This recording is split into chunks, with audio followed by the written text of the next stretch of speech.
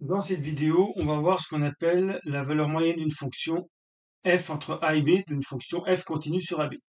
Alors pour simplifier, on prend une fonction positive et croissante sur l'intervalle ab.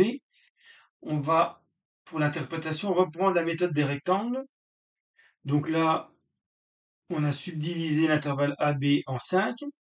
Donc a c'est x0, b c'est x5. Plus généralement, a c'est x0 et b c'est xn. Alors, on rappelle que la méthode des rectangles, ça permet d'approcher. Donc là, vous avez la courbe de f. Et ici, on a ce qu'on appelle l'aire sous la courbe, c'est-à-dire l'intégrale entre a et b de f de x dx. Donc ça ne marche que si f est une fonction positive, donc continue et positive sur ab, pas forcément croissant. Alors la méthode des rectangles consiste à dessiner ici n rectangles. Donc là, je vais le faire avec 5. Donc le premier rectangle aura pour hauteur f de a. Le deuxième rectangle pour hauteur f de x1, le troisième rectangle pour hauteur f de x2, le quatrième rectangle pour hauteur f de x3,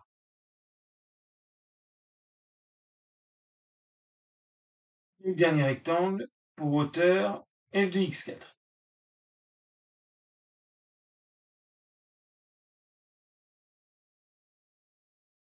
Alors, la méthode des rectangles permet en fait d'approcher l'aire sous la courbe, et plus on prend de rectangles, plus la subdivision est fine, plus l'aire des rectangles se rapproche de l'aire sous la courbe.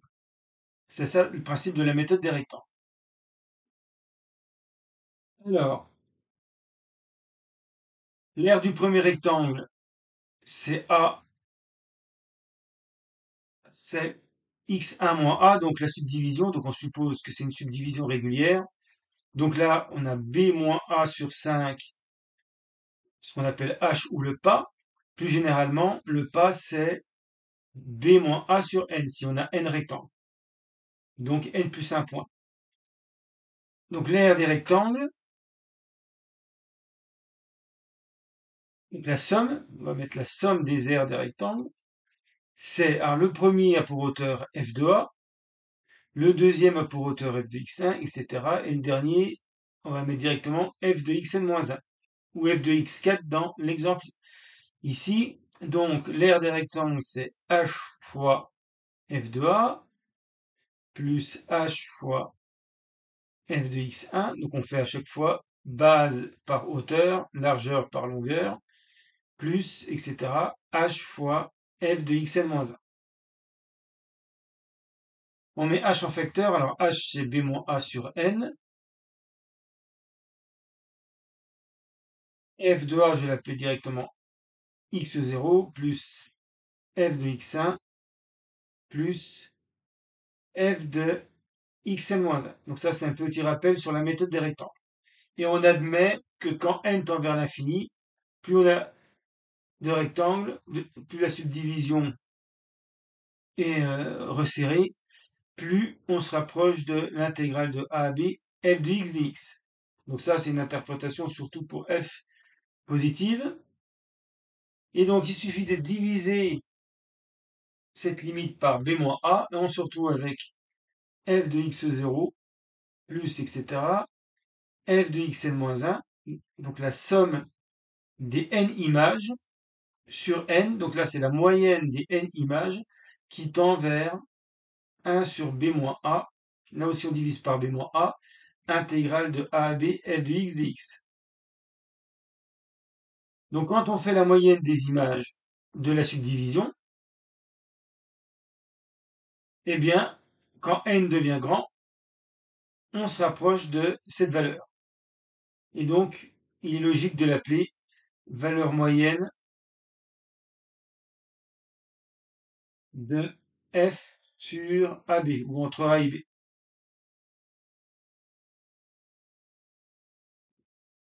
Ensuite, une autre interprétation graphique. Donc là, j'ai redessiné la courbe de f entre A et B. Donc maintenant, on va prendre comme définition, pour la valeur moyenne, mu égale, donc ici, 1 sur b moins a.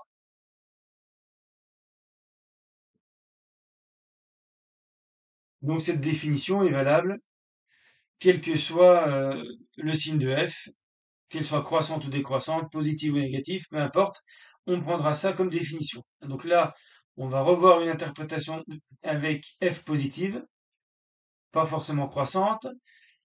Alors, on rappelle que ici, donc toujours, l'aire sous la courbe, donc entre x égale a, x égale b, l'axe des abscisses et la courbe de la fonction, la courbe représentative de la fonction, ça, représente intégrale de a à b f de x dx. Mais d'après la formule, si je fais mu fois b moins a, je retrouve intégrale de a à b f de x dx. Et ça, c'est l'aire d'un rectangle de dimension b-a et mu. Donc b-a, on l'a ici. Entre a et b, ça fait b-a pour la longueur. Et donc, il suffit d'ajuster ici mu pour que l'aire du rectangle, donc je vais dessiner la droite d'équation y égale mu, qui me- ce qui me fait dessiner un rectangle ici. Voilà.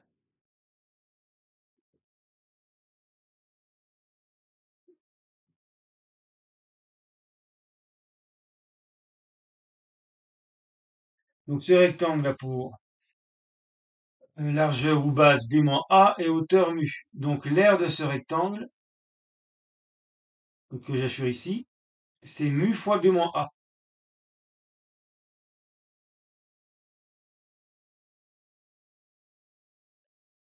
Et si mu c'est la valeur moyenne, eh bien je vais avoir l'égalité entre mu fois b-a et l'intégrale de ab f de x dx. Donc une autre façon de voir, c'est que mu, c'est la valeur qui fait que l'aire du rectangle ici est égale à l'aire sous la courbe de f. Donc voilà une autre interprétation graphique de la valeur moyenne. Donc on comprend bien que mu va toujours être entre le minimum et le maximum de f sur l'intervalle AD. Alors, deux exemples. Calculer la valeur moyenne de x carré entre moins 2 et 6. Donc on va appliquer la formule 1 sur b moins a, donc avec a égale moins 2, b égale 6, de f de x dx entre a et b. Donc ici, ça donne 1 sur 6 moins 2, intégrale de moins 2 à 6, de x carré dx, 1 sur 8, donc primitive x cube sur 3 entre moins 2 et 6, donc 1 huitième, 6 au cube sur 3, moins 2 au cube sur 3.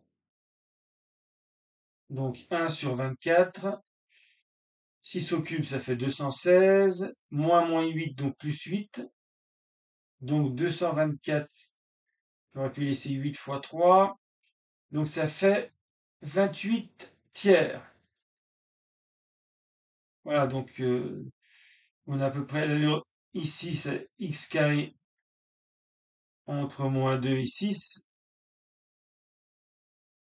et puis la valeur moyenne, donc c'est à peu près un peu plus de 9, puisque là pour 6, on atteint 36 ici, et puis là on atteint 4. Et bien la valeur moyenne, x carré va parcourir toutes les valeurs entre 4, descendre jusqu'à 0, remonter jusqu'à 36, et donc la valeur moyenne, c'est 9. 28 tiers, un peu plus de 9. Voilà comment on calcule la valeur moyenne d'une fonction. Alors, autre type d'exercice, le coût de fabrication des semoirs, donc c'est des grosses productions agricoles, est en centaines d'euros donné par g de x égale 2x moins 1 plus exponentielle de 0,05x, où x représente le nombre de semoirs fabriqués. Calculer le coût moyen de fabrication d'un semoir pour 100 semoirs fabriqués. Donc, c'est une façon de demander la valeur moyenne en étant un peu plus subtil, mais là, il faut comprendre qu'on demande une valeur moyenne. Donc, A ici, c'est 0 et B égale 100. Donc, ça va donner le coût entre 0 et 100. Et puis, on va intégrer, donc, on va faire 1 sur, on calcule la valeur moyenne de g de x entre 0 et 100.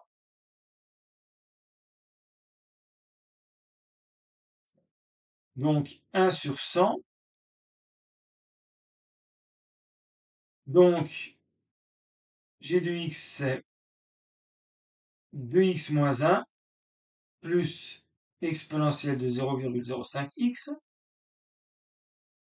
Il faut trouver une primitive, donc 2x c'est x carré, moins x, plus exponentielle de 0,05x sur 0,05, vu entre 0 et 100. Alors, on remplace 1 sur 100, donc 100 au carré 10 000, moins 100, plus, alors, exponentielle de 5 sur 0,05. Ah, en 0, là, ça vaut 0. Là, ça vaut 1 sur 0,05, donc moins 1 sur 0,05. Alors, on va tout multiplier ici par 100. 1 sur 100, ça fait 100 moins 1 plus exponentielle de 5 moins 1 sur 5. Donc 99 plus exponentielle de 5 moins 1 sur 5, ce qui donne environ 128,5. Donc les unités, c'est en centaines d'euros.